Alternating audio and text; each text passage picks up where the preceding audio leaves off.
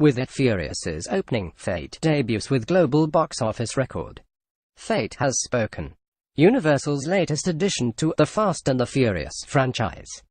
The Fate of the Furious is what audiences worldwide want to see, as the film's weekend debut is projected to be the biggest global opening of all time.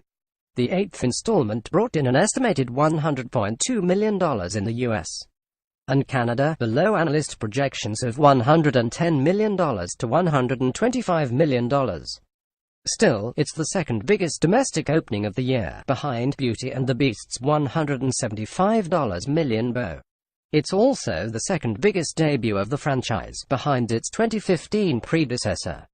Combined with the film's massive international opening of $432.3 million, well above the $280 million to $300 million analysts initially projected, Fate surpassed Star Wars: The Force Awakens' record-setting $529 million worldwide opening with $532.5 million.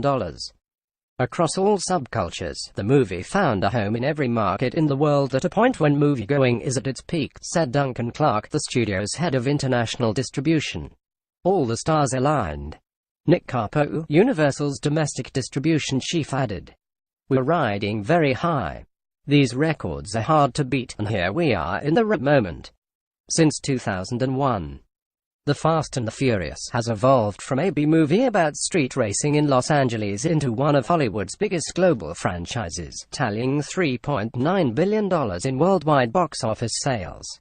Its diverse cast, with Vin Diesel, Dwayne Johnson, Ludacris, Tyrese Gibson and Michelle Rodriguez, a new antagonist Charlize Theron, James Bond-style stunts and themes of brotherly love, are credited with drawing a healthy mix of moviegoers who've been loyal to the franchise for 16 years and counting.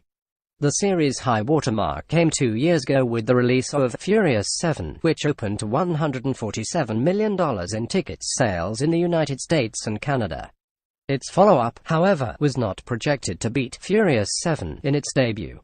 The prior movie was the last to feature longtime star Paul Walker, who died in a car crash in Valencia before the movie wrapped production. Widespread curiosity stoked by the tragedy and the swelling of fan support for the picture, paired with widespread critical acclaim, propelled the film to new heights at the box office. But Fate's success worldwide suggests Universal has incorporated lessons learned from the film's predecessors in its strategy.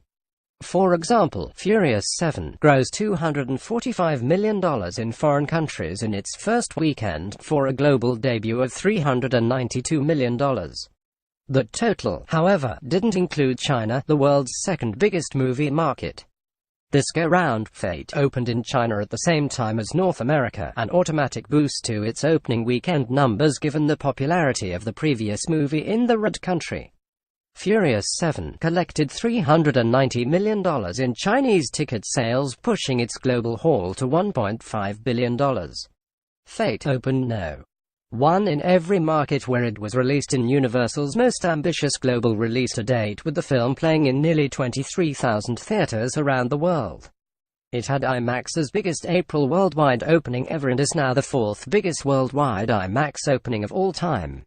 The film's massive debut also marks the highest-grossing opening ever for an African-American director, F. Gary Gray. He is proving what a world-class director he is, to go from straight outta Compton to this both masterfully directed, said Carpo. And it's worth pointing out that people are enjoying the highly anticipated flick, following a year with a number of disappointing Hollywood sequels.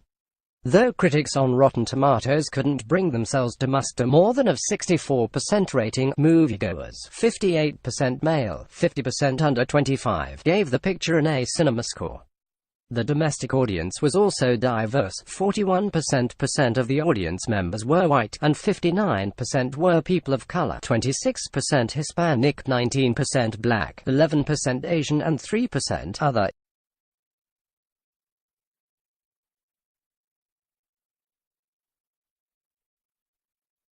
The film's success and its popularity with a diverse audience appears to answer the question of how much gas is left in the Fast and the Furious tank. Plenty, apparently, which is good news for Universal, which is already planning 2 more movies for the franchise, scheduled for release in 2019 and 2021.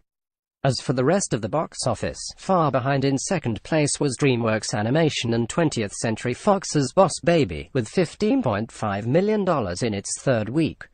The family flick has packed its domestic crib with $116.3 million to date. Beauty and the Beast, the latest Disney remake, landed in third with $13.6 million in its fifth week.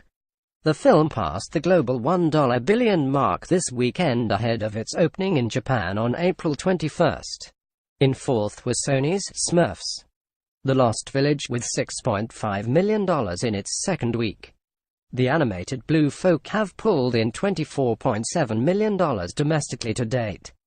Rounding out the top five was Warner Brothers' Going in Style, with $6.4 million in its second week.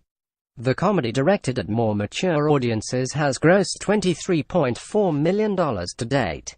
Next week, 5 films open in wide release for a crowded and busy weekend. Disney's Born in China documentary, A24's action comedy Free Fire, Sin-Lu film sci-fi thriller Phoenix Forgotten, Open Roads Oscar Isaac Christian Bale drama The Promise, and Warner Brothers' Katherine Heigl Rosario Dawson thrill are unforgettable.